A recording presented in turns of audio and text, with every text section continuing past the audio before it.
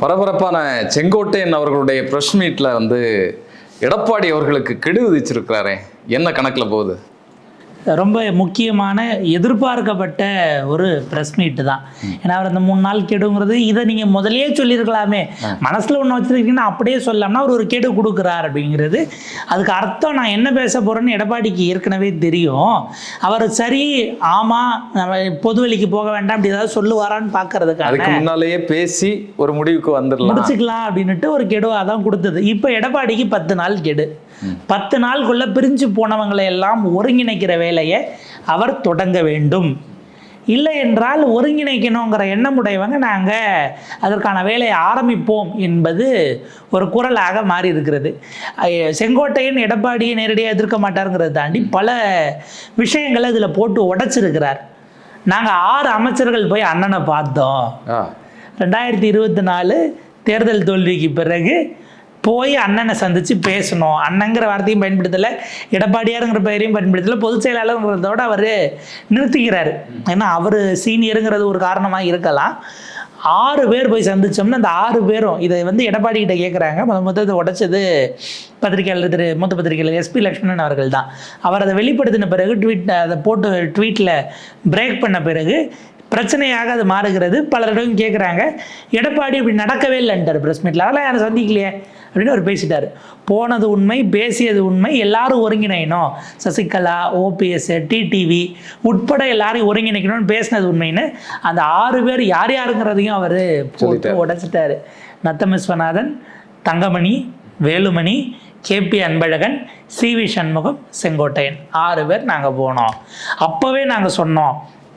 ஏன்னா அவர் குறிப்பிடுறாரு, 2016 தேர்தலுக்கு பிறகு இந்த இயக்கம் தோல்விகளை சந்தித்து வருகிறதுங்கிறத அடிக்கோடிட்டு காட்டுறாரு.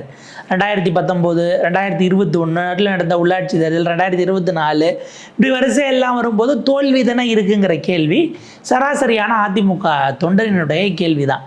இப்போ பிரிஞ்சு போனவங்களை உள்ளே சேர்க்கறதுக்கு அவர் எங்கே கோட் பண்ணுறாருன்னா, எம்ஜிஆரையும் ஜெயலலிதாவையும் கோட் பண்ணுறாரு.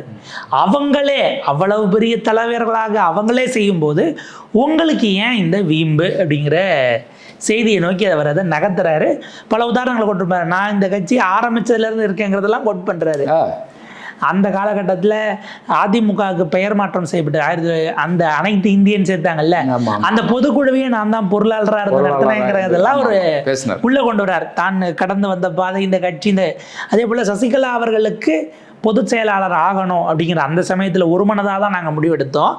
அதற்கு பிறகு எனக்கு 2 வாய்ப்புகள் வந்த போதும் இந்த இயக்கம்தான் முக்கியம்னு நான் என்னுடைய எண்ணம் முன்னிலைப்படுத்திக்கிட்டு அந்த ஆப்ஷன்ஸை எடுக்கலைங்கிற வார்த்தையும் அவர் பயன்படுத்துகிறார். முதலமைச்சர் ஆகிற வாய்ப்பு 2 முறை வந்தபோதும் நான் அதை நம்ம எடுக்கிறத விடவும் இயக்கத்தில் வேற ஒரு முடிவு வருதுன்னா வந்துட்டு போகட்டும், இயக்கத்துக்கு நிற்போம்னு தன்னை அவர் ப்ரொஜெக்ட் பண்ணிடுறாரு. எல்லாத்த விட ஹைலைட்டு, டெல்லிக்கு போயிட்டு இருந்தீங்களா? மூத்த பாஜக தலைவர்களை பார்த்தீங்களா? அழைப்பின் பேரிலேயே நான் போனேன், நானாக போய் பார்க்கணும்னு இது பண்ணலை, அவங்க கூப்பிட்டாங்க போனேன். அடுத்து ஒரு போடு போட்டார் பாருங்க, நிர்மலா சீதாராமனை சந்திச்சா என்ன கேட்குறீங்க, பிரதமரையே போய் ஒரு முன்னாள் அமைச்சர் சந்திச்சுட்டு வந்திருக்காரு, அதை பற்றி நீங்கள் ஏன் பேசலை? ஆக அப்படியான வேலைகள் நடந்து கொண்டு இருக்கிறதுன்னு யார் அந்த முன்னாள் அமைச்சர்னா உள்ளாட்சித்துறை அமைச்சர்னு அவர் போட்டுட்டார். உள்ளாட்சித்துறை அமைச்சராக இருந்தது திரு SP வேலுமணி அவர்கள். ஸோ SP வேலுமணி டெல்லிக்கு போயிருக்கிறார், பிரதமரை சந்தித்திருக்கிறாருங்கிறது மிகப்பெரிய செய்தியாக இன்றைக்கு வீசப்பட்ட குண்டுகளில் அதுவும் ஒன்று.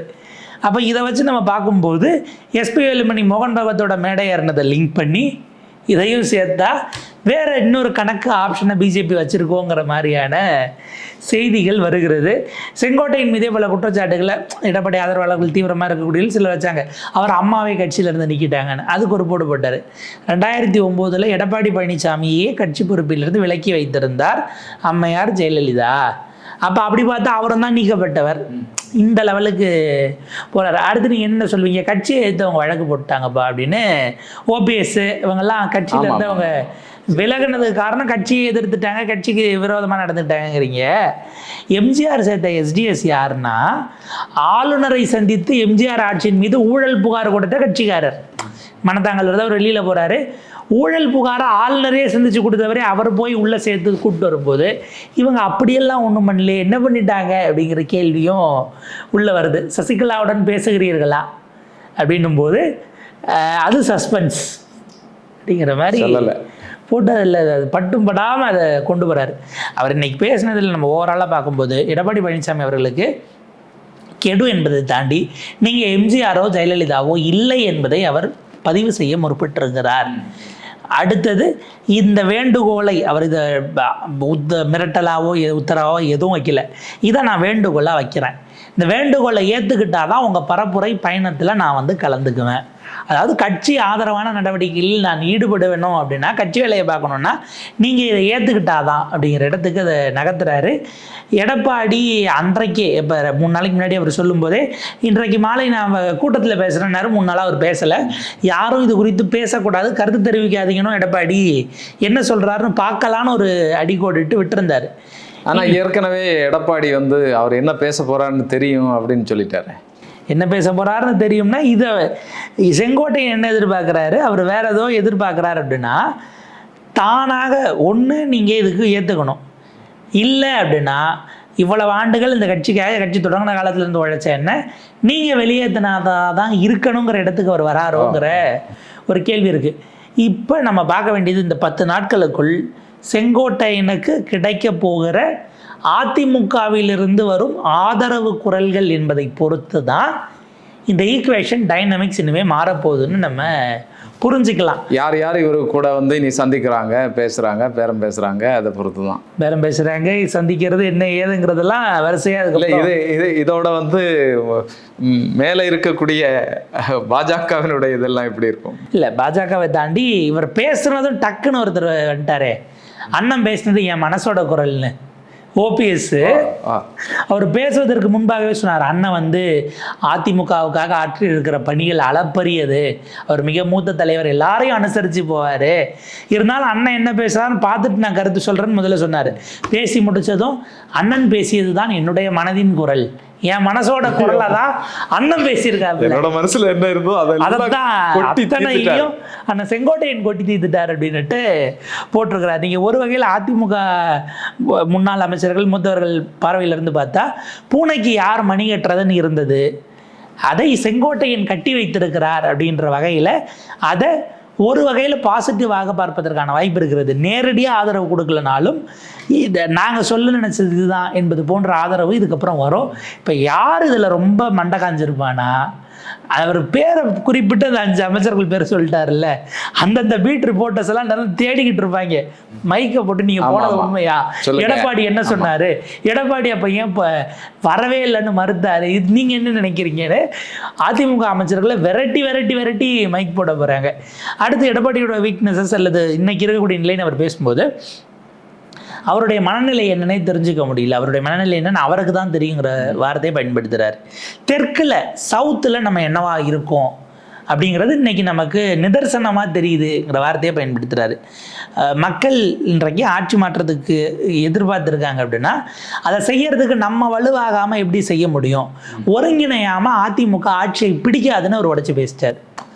ஸோ அப்போ எடப்பாடியினுடைய தன்மை, அவர் அனுசரித்து போகலை, இந்த கட்சி ஸ்ட்ராங்காக இல்லைனா கூட்டணிக்கு எப்படி ஆட்கள் வருவாங்க, இந்த கேள்விகளை எல்லாம் அவர் எழுப்புவதற்கான அடிப்படை அந்த கூறுகளை போட்டு பொதுவெளியில் இன்றைக்கி உடைச்சிருக்கிறாரு. உள்ளபடியே செங்கோட்டையனுடைய தன்மை தெரிந்தவர்களுக்கு அவர் வேறு கட்சிக்கு போக மாட்டாருங்கிறது ஆரம்பத்திலேயே கணிக்கப்பட்டது தான். அவர் அதிமுக இத்தனை ஆண்டுகள் பயணித்தாலும் மிக கடுமையாக திமுகவை கூட அவர் விமர்சித்தது கிடையாது. தனிப்பட்ட முறையில் விமர்சனமோ தரம் தாழ்ந்த விமர்சனமோ அதெல்லாம் அவர் செய்ய மாட்டார். அவருடைய இயல்பு அது கிடையாது. ஒரு சாஃப்ட் ஸ்போக்கன், ரொம்ப தன்மையாக பேசுறது. இன்றைக்குமே அவர் செய்தியாளர் சந்திப்பிலே தொண்டர்களை கொஞ்சம் அமைதியாக இருங்க அப்படிங்கிறதே ஒரு இறைஞ்சக்கூடிய நிலையில் அந்த டோனில் தான் அவர் பேசினார். எல்லாரும் அமைதியாக இருங்க, வந்திருக்காங்க பேசணும், உங்கள் பாதம் பண்ணிச்சு நான் கேட்டுக்கிறேன், நம்ம இதை முறையாக நடத்தணும், பத்திரிகையாளர்கள் காத்திருக்காங்கிற வகையில் தான் அவருடைய டோன் இருந்தது. அந்த வகையில் ஒரு வேண்டுகோளாகவும் அவர் வைத்திருக்கிறார். இது பெரிய அளவுக்கு மேக வெடிப்பாக இருக்கும் அப்படின்னு எதிர்பார்க்கப்பட்டது. இது இப்போதைக்கு மேக வெடிப்பாக இல்லை, உள்ளுக்குள்ளே இருக்க குமுறல்களை வெளிப்படுத்தி இருக்கிறார் அப்படிங்கிற இடத்துக்கு தான் பார்க்கணும். இல்லை, இதை இப்போ வந்து தொண்டர்களுடைய மனநிலை வந்து இது எப்படி இருக்கும்? வழக்கமாகவே இப்போ எடப்பாடி அவர்களுடைய சமீப கால நடவடிக்கைகள் வந்து தொண்டர்களுக்கு ஒரு அதிருப்தியை உருவாக்கி இருக்கும்ல. இப்போ செங்கோட்டையன் எழும்பி வந்திருக்கக்கூடிய நிலைமையில தொண்டர்கள் வந்து அணிதிரளக்கூடிய வாய்ப்பு இருக்கா இவங்களும்? இன்னைக்கு அங்கே கூடியிருந்த கூட்டம் என்பது அவருடைய ஆதரவாளர்கள் தான், அங்கே இருக்கக்கூடிய கட்சிக்காரர்கள். ஏன்னா இருக்கக்கூடிய அந்த மாவட்டத்தினுடைய அமைப்பில் இருக்கக்கூடியது ஒன்றிய கழகமோ கிளை கழகமோ இதில் ஏறத்தாழ 95% பேர் வந்துட்டாங்க. ஒரு சிட்டிங் எம்எல்ஏ, ஒரு முன்னாள் எம்பி கூட இருக்காங்க. இது ஈரோட்டினுடைய கிரவுண்டு மட்டும்தானா, செங்கோட்டையனுக்காக தான் வந்தாங்களா அப்படின்னா அதிமுக தொண்டர்கள் சோர்ந்து போய் இருக்கிறார்கள். 2019 தேர்தலிலிருந்தே அவர்களுக்கான அந்த சோர்வுங்கிறது இருக்கிறதுங்கிறது யதார்த்தம். இப்போ எடப்பாடி அவர்கள் போகிற இடத்துல கூட்டுற கூட்டம் அப்படிங்கிறத பற்றி கேட்கும்போது அந்த கூட்டம் வேற, தொண்டர்களின் மனநிலை வேற.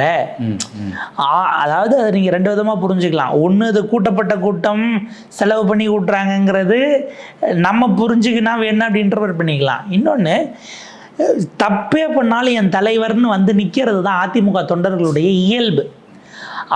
அவங்களுடைய தலைவர்களை அப்படி அவ்வளோ சீக்கிரம் விட்டுற மாட்டாங்க. அவங்க எடுக்கக்கூடிய முடிவை அவங்க டிஃபெண்ட் பண்ணுற இடத்துக்கு இமீடியட்டாக போயிடுவாங்க. நீங்கள் அதிமுகவில் பொதுச் செயலாளர்னு ஒரு தேர்ந்தெடுக்கிறாங்க அப்படின்னா எடுத்துட்ட பிறகு அவங்க வைக்கிறது தான் வேத வாக்கு. பொதுச் செயலாளர் முடிவு பண்ணிட்டாங்க, தலைவர் முடிவு பண்ணிட்டாங்கிற இடத்துக்கு அது போயிடும். அது அண்ணன் சொல்வதை நாங்கள் வழிமொழிகிறோங்கிற இடத்துக்கு தான். கூட்டம் நடத்தினாலே, செயற்குழு பொதுக்குழு கூட்டினாலே அவங்கள யாரோ, எம்ஜிஆர் இருந்தால் எம்ஜிஆர், ஜெயலலிதா இருந்தால் ஜெயலலிதா, இல்லை இப்போ எடப்பாடியார் இருக்கும்போது எடப்பாடியார், அவர் நாங்கள் வழிமொழிகிறோங்கிற இடத்துக்கு தான் போகிறதுங்கிறது அதிமுகவுடைய. அதில் இராணுவ கட்டுக்கோப்புன்னு சொல்லுவாங்க, கட்சிக்கு இராணுவ கட்டுக்கோப்பு வேண்டான்னாலும் இன்னைக்கு எல்லாம் அந்த அமைப்புக்குள்ளே இருக்கும். ஆனால் தொண்டன் தொய்வுற்று இருக்கிறான். திமுக ஆட்சி காலத்தில் நம்ம போதுமான அளவுக்கு அரசியல் பண்ணலை, அவங்களுக்கு நெருக்கடி நம்மளால கொடுக்க முடியல. அரசியல் ரீதியாக ஆன் கிரவுண்டில் அவங்களுக்கு எதிர் அரசியலில் அந்த ஒரு வார்டு கவுன்சிலர் அனுக்கிறவராக கூட இருக்கட்டும், வார்டு அவங்க அங்கே அரசியல் பண்ணணும் இல்லை, அதுக்கான அந்த ஒரு காத்திரமான ஒரு இது போகலை. இப்போ ஜெயலலிதா அவர்கள் எதிர்கட்சி தலைவராக இருந்த காலத்தில் அவங்க ஓய்வில் இருக்கலாம், பட் கட்சி கட்டமைப்பு இயங்கிக்கிட்டே இருக்கும். அதுக்கான அந்த எதை எதிர்த்து போராட போகிறாங்க, இல்லை என்ன பண்ண போகிறாங்க, எதை பிரச்சனை கையில் எடுக்க போகிறாங்கிறத களத்தில் இருக்கிற அடுத்த அமைப்பு இயங்கிக்கிட்டே இருக்கும். அவங்க நேரடியாக வந்து போராட்டம் பண்ணாமல் லாஸ்ட் 6 மாதத்தில் வந்து இது பண்ணி ஆட்சி பிடிக்கிறதுங்கிற அந்த குஷன் அவங்களுக்கு இருந்தாலும் அவங்க வந்து உள்ளுக்குள்ளே இருக்க சிஸ்டத்தை ஃபங்க்ஷன் பண்ண வைக்கிறதுக்கான வேலைகளை மேற்பார்வை பார்க்குற இடத்துல இல்லை அதை பார்த்து செய்கிறதுக்கு 4 வரணி 5 வரணின்னு போட்டு அந்த ஒர்க்கிங் ஃப்ளோ போயிட்டுருக்கும். இந்த பீரியடில் அந்த சிக்கல் இருக்குது. ஏன்னா எடப்பாடி இன்னமும் ஒரு இன்செக்யூரிட்டியோட தான் இருக்கார். எல்லாரும் நம்மளோட ஒன்றா இருந்தவங்க, நம்மளோட சமமாக இருந்தவங்க, நமக்கு மேலே இருந்தவங்களும் இருக்கிறாங்க, வயது மூத்தவர்கள். இவங்களை உள்ளே விட்டால் நம்மளில் ஒரு ஆளுன்னு தானே பார்ப்பாங்க அப்படிங்கிறதும், நம்ம இடத்துக்கு வந்துட்டா என்கிற ஒரு அவர் மீதான நம்பிக்கையின்மை, அந்த ஒரு இன்செக்யூரிட்டி பதற்றம் இருந்துகிட்டு இருக்குங்கிறதுனால தான் எடப்பாடியினுடைய இயல்பு இப்படி இருக்கிறதா ஒரு விஷயம் இருக்குது. அவர் இது எல்லாத்தையும் தாண்டி நான் ஆட்சி பிடிக்கிறதுக்காக எடுத்து 120 தொகுதி போயிட்டார், இன்னும் போக போகிறாரு. கூத்து இது என்னென்னா 234 முடிஞ்ச பிறகு திரும்ப தேர்தல் அறிவிக்கப்பட்ட பிறகு மறுபடியும் போகணும், மறுபடியும் கூட்டம் கொட்டணும், மறுபடியும் முதல்ல இருந்தாங்கிற மாதிரி இது போகும். ஆனால் அதிமுக என்கிற கட்சி அது எந்த நிலையில் இருக்கிறது? அதாவது நீங்கள் சேலஞ்ச் பண்ணுறீங்க அப்படின்னா கிரவுண்டில் இருக்க தொண்டன் அதை உணரணும்.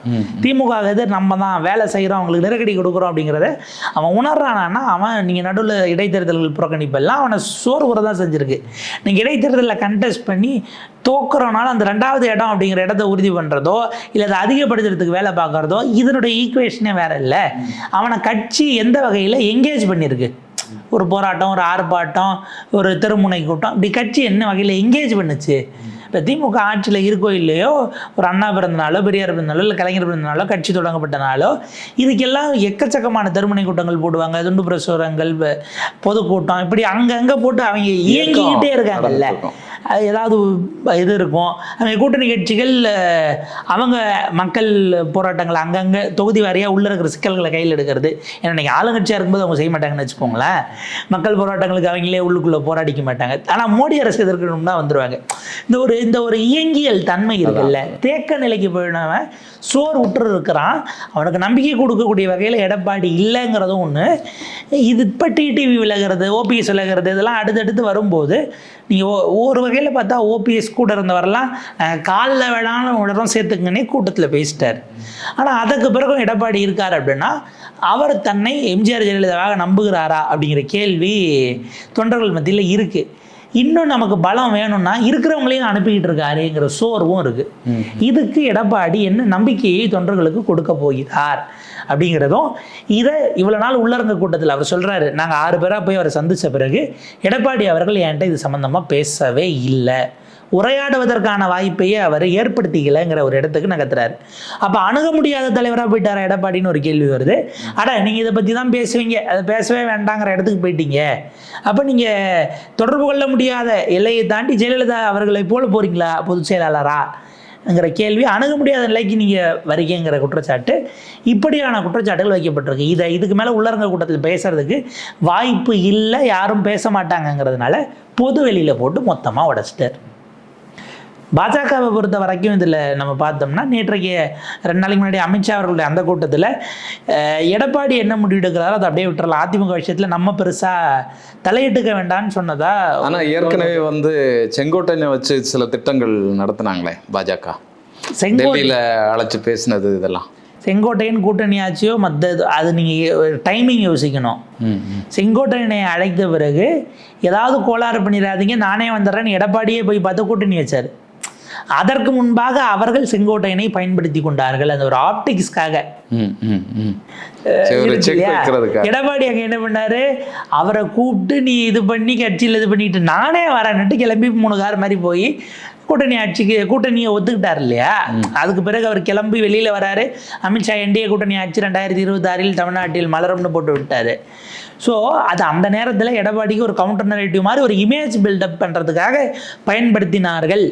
இப்போ அமித்ஷாக்கு எக்கச்சக்க சிக்கல்கள் இருக்குது. அவர் பீகாரை பார்ப்பாரா, அது எஸ்ஐஆர் விவகாரத்தை பார்ப்பாரா, இவங்க பாட்டுக்கு வங்காள மொழி பேசுகிறவங்கெல்லாம் பிடிச்சி கொண்டு போய் வெளியே தள்ளிக்கிட்டு இருக்காங்க, இந்த குடைச்சலை பார்ப்பாரா, அடுத்தது 5 மாநில தேர்தலும் போது அதுக்கு பிறகு வரணும்.